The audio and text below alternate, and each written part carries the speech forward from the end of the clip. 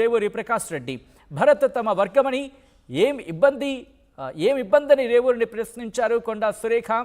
నీకు గెలిచే శక్తి లేకుంటే తామే గెలిపించామని రేవూరిని ఉద్దేశించి కొండా కామెంట్స్ చేశారు. పార్టీలోకి 10 రోజుల ముందు వచ్చావంటూ రేవూరిపై కొండా సురేఖ కామెంట్స్ చేశారు.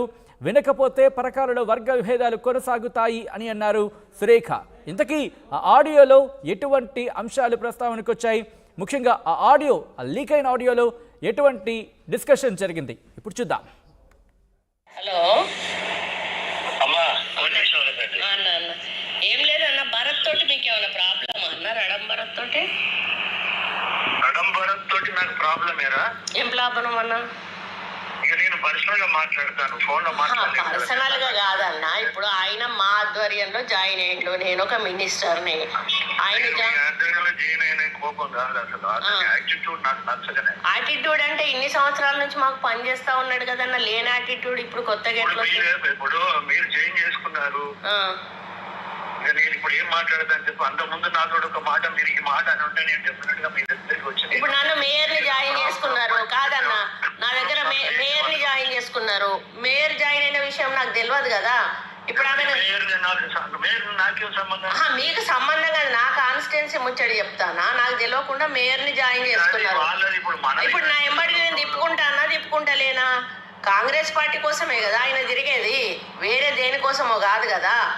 ఈరోజు రాజ్ కుమార్ని తెలుసుకొని రాజ్ కుమార్ని లీడర్ని చేస్తా, భరత్ ఎవరు, భరత్ కొండమురళి వర్గము అని అంటే, ఇప్పుడు వర్గాలు పెట్టాలంటే మొత్తం పరకాల నియోజకవర్గం అంతా వర్గాలు చేద్దామంటే చేద్దామన్నా, మాకేం ప్రాబ్లం లేదు. మీరు వర్గాలు అనేటువంటి మాట మాట్లాడడం కరెక్ట్ కాదు.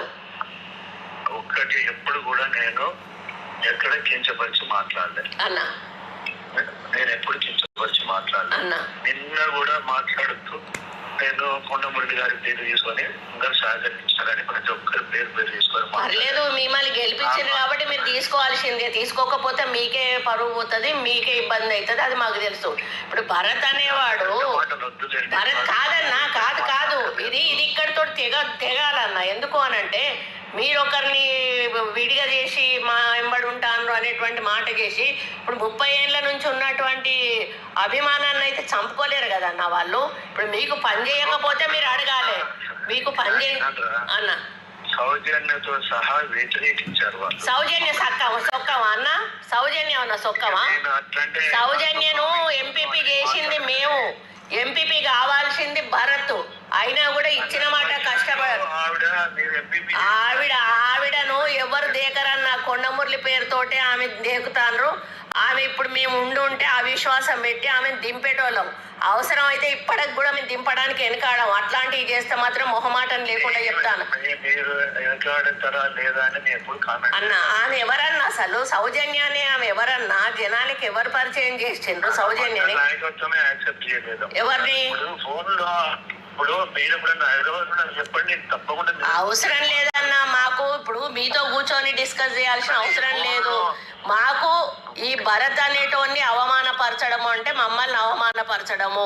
మేము తీసుకున్న క్యాండిడేట్ను మీరు యాక్సెప్ట్ చేస్తలేరు అంటే మమ్మల్ని అవమానపరచడము. మిమ్మల్ని అవమానపరుస్తాము, మీరు తీసుకున్న క్యాండిడేట్లు మాకు అవసరం లేదు అని మీరు సాఫ్ సీదా చెప్పండి. కాదన్నా, ఆయన పర్మిషన్ కోసం పెడితే ఆయన మీద కేసు ఎట్లా పెడతారన్న? మీటింగ్ కోసం పర్మిషన్ కు పెడితే ఆయన మీద కేసు ఎట్లా పెడతారు? ఎట్లా కనీసము మీరు కూడా ఒక కాన్స్టిట్యున్సీకి మంత్రిగా ఉన్నారు, ఎమ్మెల్యేగా ఉన్నారు. అవును. ఏ విధంగా వితౌట్ నోటీస్ తోటి అప్లికేషన్ ఎవరైనా అంటే మిమ్మల్ని పిలవకుండా పెడతారు అన్న? ఒకవేళ పెడితే రేవూరి ప్రకాష్ తెలియకపోతే మిమ్మల్ని పిలవకపోతే మీరు కేసు పెట్టాలి. మిమ్మల్ని సస్పెన్షన్ ఎత్తేసారా? సస్పెన్షన్ ఎత్తేసారా? ఎవరిది సస్పెన్షన్ కూడా ఎత్తేయలేదు, ఆయన పేరు సస్పెన్షన్ ఉన్నది. ఎక్కడ లేదు మీరు తెలుసుకోండి. మహేష్ అన్నకు ఫోన్ చేసి తెలుసుకోండి అన్న. ఎత్తేసినాకనే మేము పార్టీలో జాయిన్ చేసుకున్నాం ఆయనను. మనకు అన్ని పద్ధతి ప్రకారమే చేస్తామన్నా. ఏమన్నా ఇగో అన్న, నువ్వు తల్లి అనుకుంటేనే మీరు చేసేదంతా చేస్తానన్నా, చెయ్యండి. దానివల్ల మాకు కాదు నష్టం. అదే నేను కూడా అన్నా అనే మాట్లాడుతున్నా. అన్న. నేను కూడా అన్నానే మాట్లాడతాను అన్న. నేను కూడా మిమ్మల్ని ఎక్కడ గౌరవాన్ని తగ్గించట్లేదు, తూలలేదు. కానీ కాదన్న, ఇప్పుడు మమ్మల్ని నమ్మిన బంటూ మినిస్టర్ గారు అంటారు, మినిస్టర్ అనొద్దు, అవసరం లేదు. నన్ను మామూలుగా సురేఖ అని పిలవండి, నాకు పెద్దోళ్ళు మీరు. అవును, కానీ ఇప్పుడు మీరు రాజ్ కుమార్ ని జాయిన్ చేసుకుంటారు కాదన్న, రాజ్ కుమార్ ని జాయిన్ చేసుకుంటారు.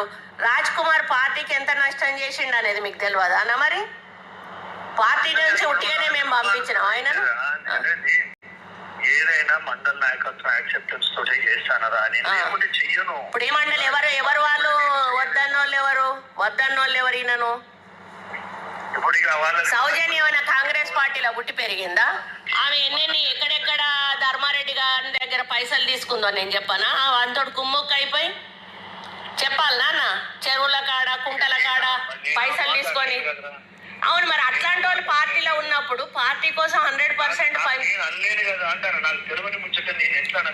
తెలివంది కాదు, మీకు తెలియడానికే చెప్తానా. సౌజన్య అన్నది అంటే సౌజన్య క్యారెక్టర్ గురించి చెప్తానా. ఆమె నెక్స్ట్ టైం మీకు ఎమ్మెల్యే క్యాండిడేట్ గా ఆమె ఆస్పరెంట్ గా ఉంటది. ఆమెకు అంత పిచ్చి, ఏది పదవి అంటే అంత పిచ్చి ఆమెకి, మీకు తెలుస్తలేదు ఆమె గురించి. 0.1% కూడా తెలియదు మీకు ఆమె గురించి. మేము చెప్తాము, అనుభవించిన వాళ్ళం మేము చెప్తాము. ఆమె భరత్ ఎంపీపీ భరత్ కావాలన్నా పొరపాటున ఆమె అయింది. మేము అసమ్మతి పెడతామన్నా, చూద్దాం ఇక ఆమె ఎంపీపీ ఎట్లుంటుందో చూద్దాం. మేము అసమ్మతి పెడతాం. రేపు ఆమెను గద్దె దించుతామన్నా, ఖచ్చితంగా సౌజన్యాన్ని గద్దె దించుతాం. భరత్ను మేము ఎంపీపీ చేస్తాము. మీరు ఇట్లనే ఆయనను విడదీస్తే మాత్రం తప్పనిసరిగా గీజుగొండలో మాత్రం వర్గపోరు అయితే నడుస్తుంది అన్న. మేము ఉట్టి ఊరుకోం. గీజుగొండ అనేది మా సొంత మండలము. అక్కడ ఎవరికి అన్యాయం జరిగినా కూడా మేము నోరు మూసుకొని ఊరుకోము. మాకు అవసరం లేని వాళ్ళని కూడా మీరు ఎంటర్టైన్ చేసినా కూడా మేము ఊరుకోమన్నా. మిగతా కాన్స్టిట్యున్సీలలో లేదు. మీరు రాజ్ కుమార్ ని తీసుకుంటే మాత్రం ఖచ్చితంగా మేము అక్కడ వర్గపోరు స్టార్ట్ చేస్తాము. అది ఖచ్చితంగా జరుగుతుంది.